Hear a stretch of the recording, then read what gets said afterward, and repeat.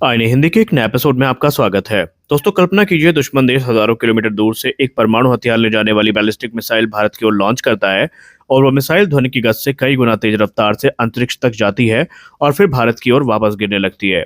ऐसी स्थिति में क्या भारत के पास उसे रोकने की क्षमता है? जवाब है हाँ।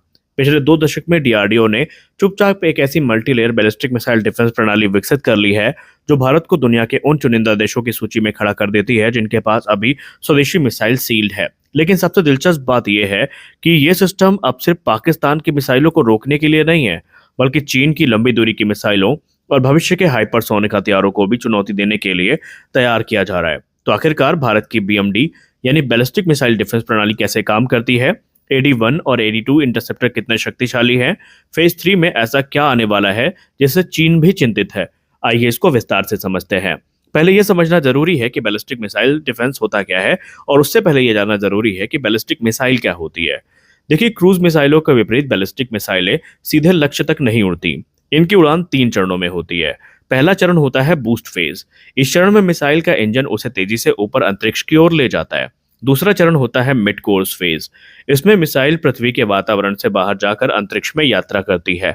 और तीसरा चरण होता है टर्मिनल फेज। इसके बाद मिसाइल दोबारा पृथ्वी के वातावरण में री इंटर करती है और अत्यधिक गति से अपने लक्ष्य की ओर अग्रसर होती है। और यही कारण है कि बैलिस्टिक मिसाइलों को रोकना बेहद मुश्किल माना जाता है। कई बार इनकी गति मैक 10 से मैक 20 तक पहुंच सकती है। अब आप इमेजिन करिए, इस स्पीड पे किसी प्रोजेक्टाइल को इंटरसेप्ट करना कितना मुश्किल होगा।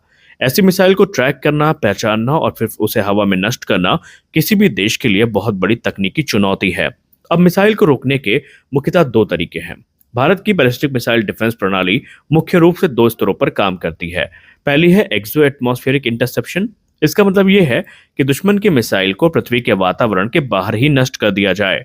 और यह सबसे सुरक्षित तरीका माना जाता है, क्योंकि अगर मिसाइल में परमाणु हथियार हो तो उसकी जो अभी नुकसान की संभावना है आबादी वाले क्षेत्रों में, उसको हम कम कर सकते हैं या वो वहां तक पहुंचने से रोका जा सकता है।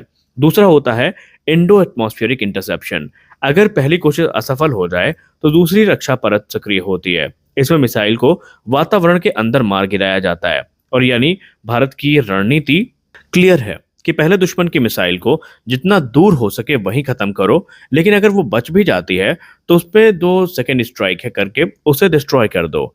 अब भारत ने अपनी जो बीएमडी प्रणाली है उसको कई परतों में विकसित किया है। इसे मुख्य रूप से 3 चरणों में बांटा गया है। पहला चरण है पाकिस्तान से मिसाइलों की रक्षा, यानी पाकिस्तान की तरफ से आने वाली जो मिसाइलें हैं उनसे भारत की रक्षा करना। दूसरा फेज है चीन की लंबी दूरी से जो मिसाइलें होती हैं उनसे रक्षा करना। और थर्ड फेज जो है भविष्य के हाइपरसोनिक हथियारों से देश की रक्षा करना।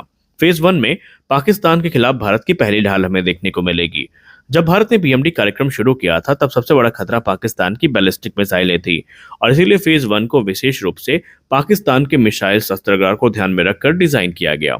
ये लगभग 2000 से 3000 किलोमीटर रेंज वाली जो मिसाइलें हैं उनको रोक सकता है। अब यहाँ पर पृथ्वी डिफेंस व्हीकल हमें देखने को मिलती है। यह भारत की पहली प्रमुख इंटरसेप्टर मिसाइल है। इसका काम ऊंची ऊंचाई पर दुश्मन की मिसाइल को नष्ट करना है। ये लगभग 30 से लेकर 80 किलोमीटर की ऊंचाई पर इंटरसेप्शन कर सकती है, और ये हमारी पहली रक्षा परत है। उसके बाद आता है डबल एडी यानी एडवांस एयर डिफेंस। अगर पृथ्वी डिफेंस व्हीकल जो है या पीडीवी जो है किसी भी कारणवश लक्ष्य को नष्ट नहीं कर पाती है तो फिर वहां पर डबल एडी यानी आर्ट जो है ये सक्रिय हो जाता है। अब ये लगभग 10 से लेकर 80 किलोमीटर की ऊंचाई पर इंटरसेप्शन करती है, और इस तरह भारत के पास दोहरी सुरक्षा व्यवस्था मौजूद है। विशेषज्ञों का मानना है कि फेज 1 अब काफी हद तक ऑपरेशनल स्थिति में पहुंच चुका है। अब चीन की चुनौतियों पर बात करते हैं जो फेज 2 में नोटिस करी गई है। अगर समय के साथ हम चीन की बढ़ती मिसाइल शस्त्रागार को देखें तो आपको पता चलेगा उनके पास अलग अलग प्रकार के बहुत सारी मिसाइलें हैं। अब चीन की मिसाइल शक्ति तेजी से बढ़ रही है, और चीन के पास ऐसी बैलिस्टिक मिसाइलें हैं जिनकी रेंज और क्षमता पाकिस्तान से कहीं अधिक है। और इसी कारण भारत ने फेज 2 विकसित करना शुरू किया। इस चरण में हमें 2 इंटरसेप्टर शामिल होते दिखाई पड़े। पहला है AD-1 इंटरसेप्टर। AD-1 को भारत की नई पीढ़ी का इंटरसेप्टर माना जाता है। ये 20 से लेकर 120 किलोमीटर की ऊंचाई तक लक्ष्य को नष्ट कर सकता है। AD-1 पुराने और नए सिस्टम के बीच में एक ब्रिज का काम करता है। इसमें बेहतर रेडार, बेहतर गाइडेंस सिस्टम और अधिक मारक क्षमता दी गई है। उसके बाद बारी आती है AD-2 इंटरसेप्टर की, और ये भारत का सबसे खतरनाक इंटरसेप्टर है। यहाँ पर उस मिसाइल जिसकी रेंज काफ़ी ज़्यादा है, जिसकी स्पीड काफ़ी ज़्यादा है, उसके लिए AD-2 को यूज़ किया जाता है। अब हम बात करते हैं AD-2 के कुछ खासियतों के बारे में। देखिए, ये भारत की अब तक की सबसे उन्नत और सार्वजनिक रूप से ज्ञात इंटरसेप्टर मिसाइल है। AD-2 को विशेष रूप से इंटरमीडिएट रेंज बैलिस्टिक मिसाइल यानी IRBM को रोकने के लिए डिजाइन किया गया है।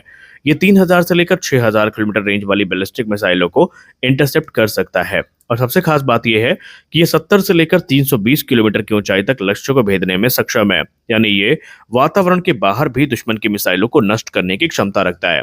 और यही कारण है कि चीन की मिसाइल क्षमताओं का इसको जवाब माना जा रहा है। अब चीन इससे चिंतित क्यों है? देखिए, पिछले कई वर्षों तक चीन सर्विलेंस जहाज भारत के महासागर क्षेत्र में डिप्लॉय करता रहा है, ताकि वो भारत के जो BMD परीक्षण है उन पर नजर रख सके। इससे पता चलता है कि बीजिंग भारत के इस कार्यक्रम को कितनी गंभीरता से लेता है। अगर AD-2 सफलतापूर्वक तैनात हो जाता है तो भारत के पास चीन की कई लंबी दूरी की मिसाइल्स के खिलाफ एक विश्वसनीय सुरक्षा कवच होगा। अब फेज 3 की बात कर लेते हैं, जो कि हमारे भविष्य की तैयारी है। DRDO यहाँ पर रुक नहीं रहा है फेज 2 के बाद, बल्कि फेज 3 की शुरुआत कर रहा है। दुनिया तेजी से हाइपरसोनिक हथियारों की तरफ बढ़ रही है, और ये हथियार सामान्य बैलिस्टिक मिसाइल से कहीं ज्यादा खतरनाक है। इनकी गति बहुत ज्यादा होती है, और ये रास्ते को बदल भी सकते हैं, यानी ये बीच रास्ते में मनूवर करने की क्षमता भी रखते हैं। और इसी से चुनौती काफी ज्यादा बढ़ जाती है, और इस चुनौती से निपटने के लिए भारत फेज 3 को विकसित कर रहा है। फेज 3 में हमें AD-AH और AD-M देखने को मिलेंगे। पहले AD-AH की बात करते हैं। देखिए, भविष्य में AD-AH और AD-M जो है, ये नई इंटरसेप्टर मिसाइल्स भारत विकसित करेगा। इनका लक्ष्य होगा hypersonic glide vehicles, manoeuvring re entry vehicle और लंबी दूरी की जो उन्नत मिसाइल्स हैं, इनको हवा में ही नष्ट करना। हालिया परीक्षण ने कुछ संकेत भी दिए हैं। हाल ही में हुए परीक्षणों ने कुछ बेहद महत्वपूर्ण संकेत दिए हैं। विशेषज्ञों ने ये देखा है कि नए इंटरसेप्टर पुराने बड़े बूस्टर की जगह अधिक कॉम्पैक्ट डिजाइन में हमें देखने को मिले हैं। इससे यह संभावना बनती है कि DRDO मॉड्यूलर प्रोपल्शन सिस्टम पर काम कर रही है। सरल भाषा में कहें तो मिशन के अनुसार अलग अलग बूस्टर लगाए जा सकेंगे। इससे 3 बड़े फायदे होंगे।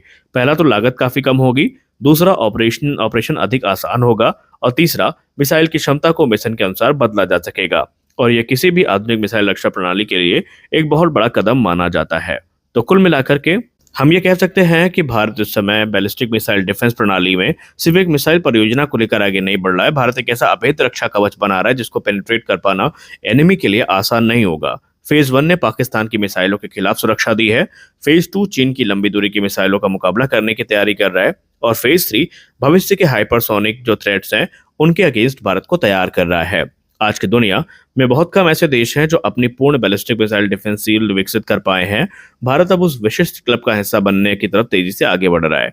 अगर AD-1 और AD-2 जल्दी ऑपरेशनल हो जाते हैं तो भारत भविष्य में केवल क्षेत्रीय खतरों से नहीं निपट पाएगा, बल्कि जो स्ट्रेटेजिक थ्रेट्स हैं उन्हें भी हम काउंटर कर पाएंगे।